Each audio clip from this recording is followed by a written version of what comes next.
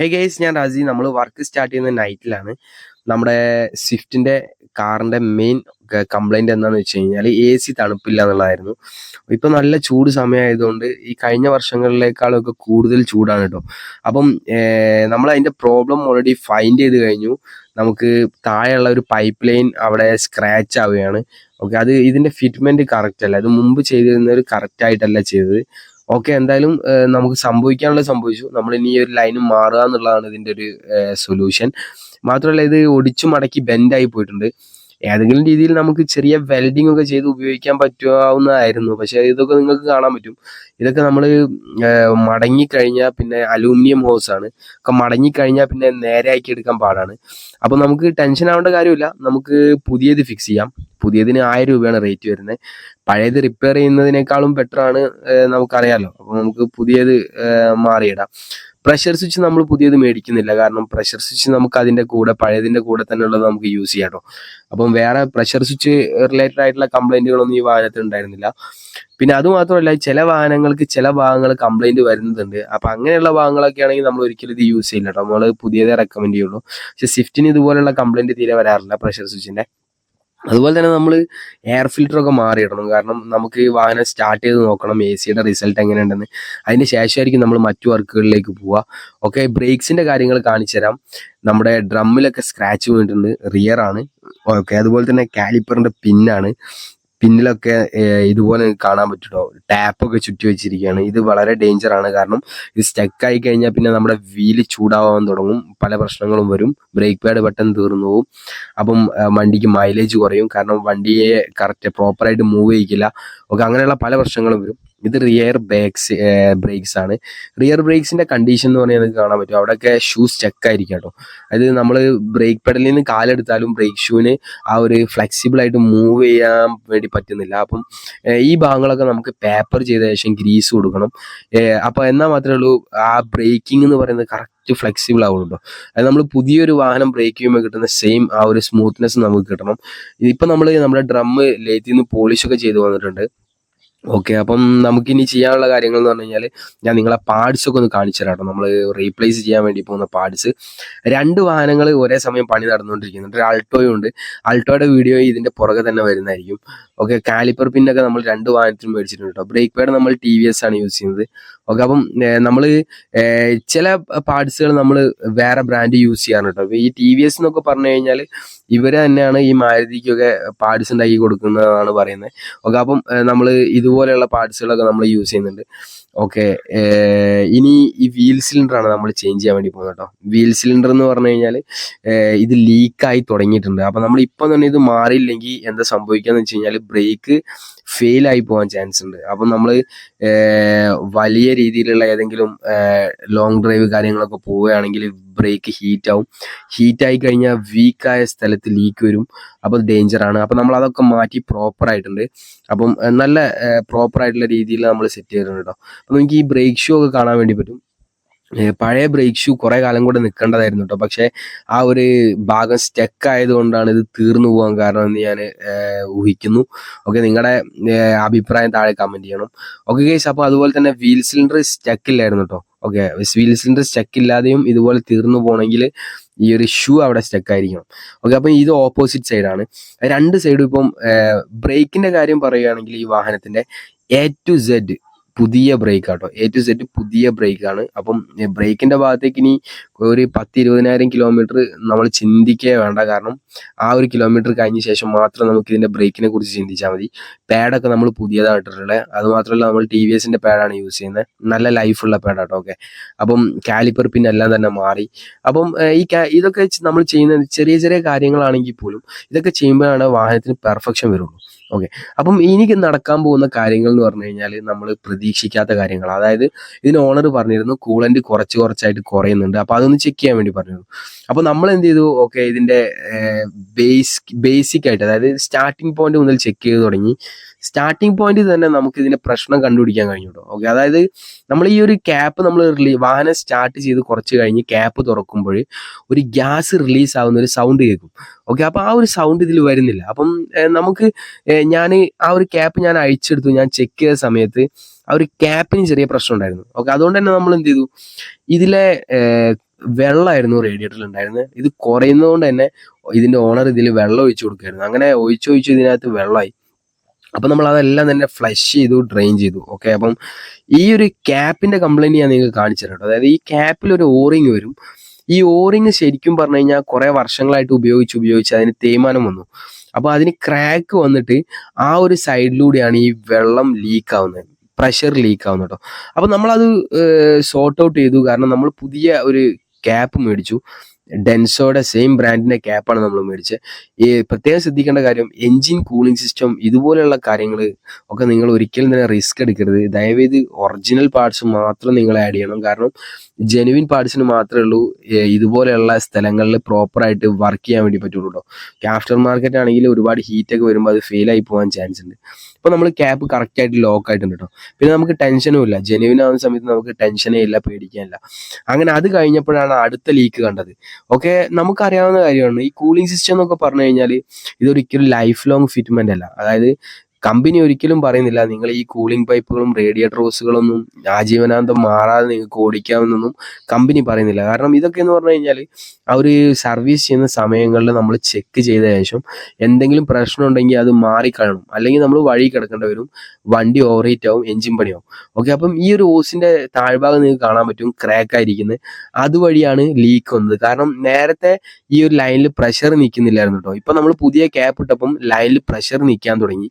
അതായത് ഈ ഒരു വാഹനത്തിൽ ഏറ്റവും കൂടുതൽ വീക്കായി നിൽക്കുന്ന പൈപ്പ് ഈ ഒരു പൈപ്പാണ്. അപ്പൊ ഈ ഒരു പൈപ്പ് ക്രാക്കായി. അപ്പൊ നമ്മൾ ഇനി ഈ പൈപ്പ് മാത്രം മാറ്റിയിട്ട് കഴിഞ്ഞാൽ എന്താവും, കുറച്ച് കഴിയുമ്പോൾ അടുത്ത പൈപ്പ് ക്രാക്കാവും. ഓക്കെ, അപ്പം ഈ ഒരു തെർമോസ്റ്റാറ്റിന്റെ എൽബോ ഒക്കെ തന്നെ എല്ലാ ഭാഗങ്ങളിലും ദ്രവിച്ചു തുടങ്ങിയിട്ടുണ്ട്. അപ്പൊ നമ്മൾ തൊടുമ്പേ സാധനം ക്രാക്കായാണ് വരുന്നത് കേട്ടോ. അപ്പം നമ്മൾ ഈ ഒരു എൽബോ എന്തായാലും മാറണം. കാരണം ഈ എൽബോ കാരണം എഞ്ചിൻ പണി വന്ന ഒരുപാട് വണ്ടികളുണ്ട്. ഓക്കെ, അപ്പം നമ്മൾ ഈ എൽബോ ബ്ലോക്ക് ആയി കഴിഞ്ഞാൽ എന്താ, നിങ്ങളുടെ തെർമോസ്റ്റാറ്റ് വർക്ക് ആവില്ല കേട്ടോ. അപ്പം ഹെഡ് ഓവർ ഹീറ്റ് ആവും. അപ്പൊ അത് പ്രത്യേകം ശ്രദ്ധിക്കണം. അപ്പം ഈ ഒരു എൽബോ 1,00,000 മാറിക്കളഞ്ഞാൽ ബെറ്റർ ആണ്.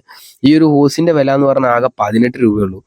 അപ്പം ഈ ഒരു ഹോസ് ക്രാക്ക് ആയാൽ മതി, നമ്മുടെ വണ്ടി ഓവർ ഹീറ്റ് ആയിരിക്കും. ഏത് ഹോസ് ക്രാക്ക് ആയാലും ഓവർ ഹീറ്റ് ആവും. ഓക്കെ ഗൈസ്, അപ്പൊ നമ്മൾ ഇതിന് കൊടുക്കാൻ പോകുന്ന ട്രീറ്റ്മെന്റ് എന്ന് പറഞ്ഞു കഴിഞ്ഞാൽ ഫുൾ കൂളിംഗ് സിസ്റ്റം റീപ്ലേസ് ആണ്. ഓക്കെ, അപ്പം നമ്മൾ ഇതിൽ ചേഞ്ച് ചെയ്യുന്നത് നമ്മൾ കൂളന്റ് ആണ്. നമ്മൾ രണ്ടാമത് നമ്മൾ ഒരിക്കലും വെള്ളം ഉപയോഗിക്കുന്നില്ല. ഇതിൽ പറയുന്ന പോലെ തന്നെ ഡീമിനറൈസ്ഡ് വാട്ടർ ഉപയോഗിച്ചിട്ടായിരിക്കും നമ്മൾ ഇത് ഈ ഒരു കൂളന്റ് നമ്മൾ ഡൈല്യൂട്ട് ചെയ്യാൻ വേണ്ടി പോകുന്നത്. ഓക്കെ, അപ്പം ഞാൻ ഈ പൈപ്പ് കാര്യങ്ങളൊക്കെ നിങ്ങൾക്കൊന്ന് കാണിച്ചു തരാം കേട്ടോ. അപ്പം പൈപ്പുകളെല്ലാം തന്നെ നമ്മൾ റീപ്ലേസ് ചെയ്യുന്നുണ്ട്. കാരണം ഒറ്റ പൈപ്പ് പോലും നല്ല പൈപ്പില്ല, എല്ലാം റസ്റ്റ് ചെയ്യാണ്. ഓക്കെ, അപ്പം ഈ ഒരു പൈപ്പുകളൊക്കെ എന്ന് പറഞ്ഞാൽ നമ്മൾ ഈ പഴയ യൂസ്ഡ് കാർ മേടിക്കുന്ന സമയത്ത് നമുക്ക് ആ പൈപ്പിൽ പിടിച്ച് പതിയെ ഒന്ന് പ്രസ് ചെയ്ത് കഴിഞ്ഞാൽ തന്നെ നമുക്ക് അറിയാൻ പറ്റും കേട്ടോ. അതായത് അത് ഒരു പുതിയ റബ്ബറും പഴയ റബ്ബറും നമുക്ക് മനസ്സിലാക്കാൻ വേണ്ടി പറ്റും. അതായത് ഈ പഴയ ഹോസിന്റെ അതായത് കൊറോഷനുള്ള എഞ്ചിൻ ആണെങ്കിൽ നമ്മളത് പ്രസ് ചെയ്യുമ്പോൾ നമുക്കിങ്ങനെ കയ്യിൽ നമുക്ക് ഫീൽ ചെയ്യും, എന്തോ അകത്തിരുന്ന് എന്തോ പൊടിയുന്ന പോലെ ഫീൽ ചെയ്യും. അങ്ങനെയാണെങ്കിൽ അപ്പം തന്നെ അവിടുന്ന് ഓടിക്കണോ, ആ വണ്ടി ഒരിക്കലും എടുക്കരുത്. കാരണം നിങ്ങൾക്ക് അത് പണിയാണ്. ഓക്കെ, അപ്പം ഇത് നിങ്ങൾക്ക് കാണാൻ പറ്റും, നമ്മുടെ എൽബോ ആണ് തെർമോസ്റ്റാറ്റിന്റെ. ഈ തെർമോസ്റ്റാറ്റ് എൽബോ നമ്മൾ റീപ്ലേസ് ചെയ്യുന്നുണ്ട്. ഈ തെർമോസ്റ്റാറ്റ് എൽബോ നമ്മൾ പുതിയത് മാരുതിയുടെ ജെനുവിനാണ് നമ്മൾ ഉപയോഗിക്കുന്നത്. അതുപോലെ തന്നെ ഹോസുകളെല്ലാം തന്നെ മാരുതിയുടെ ജെനുവിൻ ഹോസുകളാട്ടോ. ഓക്കെ, എല്ലാ ഹോസുകളും മാറുന്നതാണ് ബെറ്റർ. കാരണം എല്ലാവർക്കും അറിയുന്ന കാര്യമാണ്, മാരുതിയുടെ പാർട്സ് എന്ന് പറഞ്ഞാൽ വലിയ കോസ്റ്റ് വരുന്ന പാർട്സ് ഒന്നുമല്ല. ഇപ്പം ഈ ഒരു സ്വിഫ്റ്റ് എന്ന് പറയുന്നത് അത്യാവശ്യം ഒരു നല്ല കാറാണെങ്കിൽ പോലും അവർ അത്രയും ആ ഒരു കാറിന്റെ വാല്യൂവിനുള്ള എമൗണ്ട് ഒന്നും ഒരിക്കലും തന്നെ അതിന്റെ പാർട്സിന് വരുന്നില്ല എന്നാണ് എൻ്റെ ഒരു അഭിപ്രായം. ഓക്കെ, അതെല്ലാവർക്കും അറിയുന്ന കാര്യമാണ്. അപ്പം ഈ മെറ്റലോസ് ഒക്കെ നിങ്ങൾക്ക് കാണാൻ പറ്റും, ഫുൾ ക്രാക്കാണ്. അതായത് നമ്മൾ അതൊന്നും വീണ്ടും യൂസ് ചെയ്യുന്നില്ല കേട്ടോ. കാരണം വെറുതെ അത് പണിയാണ്. കാരണം നമുക്ക് വീണ്ടും നമ്മൾ അഴിച്ചഴിച്ച് പണിയേണ്ടി വരും. ഇതിന്റെ ഓണർ വീണ്ടും ബ്രേക്ക് ഡൗൺ ആവും. അപ്പൊ നമുക്ക് അതൊക്കെ സംഭവിക്കാതിരിക്കാൻ ഏറ്റവും നല്ല കാര്യം എന്ന് പറഞ്ഞു കഴിഞ്ഞാൽ ഇത് ഫുള്ളി റീപ്ലേസ് ചെയ്യുക. അതായത് ഈ എല്ലാ ഹോസുകളും റബ്ബർ ഹോസുകളും മെറ്റൽ ഹോസുകളും എല്ലാം റീപ്ലേസ് ചെയ്ത് കഴിഞ്ഞാൽ നമുക്ക് ആ ടെൻഷൻ ഇല്ല കേട്ടോ. ഇത് ഫ്രണ്ടിലെ നമുക്ക് ഓയിൽ കൂളറിലേക്ക് പോകുന്ന ഹോസ് ആട്ടോ. ഓക്കെ, സോറി, ഓയിൽ കൂളർ അല്ല, നമ്മുടെ വാട്ടർ പമ്പിലേക്ക് നമ്മുടെ റേഡിയേറ്ററിൽ നിന്ന് പോകുന്ന ഹോസ് ആണ്. അപ്പം നമ്മൾ ഓൾമോസ്റ്റ് ഫിറ്റിങ്സ് എല്ലാം തന്നെ കഴിഞ്ഞു കേട്ടോ. ഓക്കെ, അപ്പം കുറച്ച് ഡിഫിക്കൽട്ട് ആയിട്ടുള്ള സ്ഥലങ്ങളിലായതുകൊണ്ട് ഞാൻ നിങ്ങളെ ഫിറ്റിങ്സ് കാണിച്ചിട്ടില്ല. ഓക്കെ, ഇനി നമ്മൾ ഇത് ചെയ്യാൻ പോകുന്നതെന്ന് പറഞ്ഞാൽ കൂളന്റ് ആഡ് ചെയ്യുന്ന പ്രോസസ്സാണ്.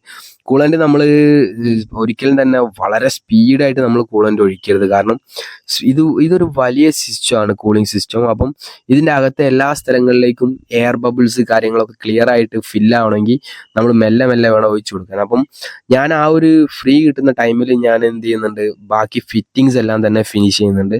അപ്പം നമുക്ക് ഈ വാഹനം ഇത് പ്രോപ്പറായിട്ട് ചെക്ക് ചെയ്യണം കേട്ടോ. കാരണം നമുക്ക് ഈ ഒരു സാധനങ്ങൾ ഫിറ്റ് ചെയ്യാനും റീപ്ലേസ് ചെയ്യാനും ഒക്കെ എല്ലാവരെ കൊണ്ടും പറ്റും. പക്ഷേ നമ്മൾ ചെയ്ത കാര്യം പ്രോപ്പറാണോ, ഈ വണ്ടി ഇനി വഴി കിടക്കുമോ എന്നൊക്കെ നമ്മൾ പ്രോപ്പറായിട്ട് ചെക്ക് ചെയ്തിട്ട് വേണം നമുക്ക് വണ്ടി കൊടുക്കാൻ. നമ്മൾ ജസ്റ്റ് ഒരു 50-50 മൈൻഡിൽ നമ്മൾ വണ്ടി കൊടുത്തിട്ട് കാര്യമില്ല.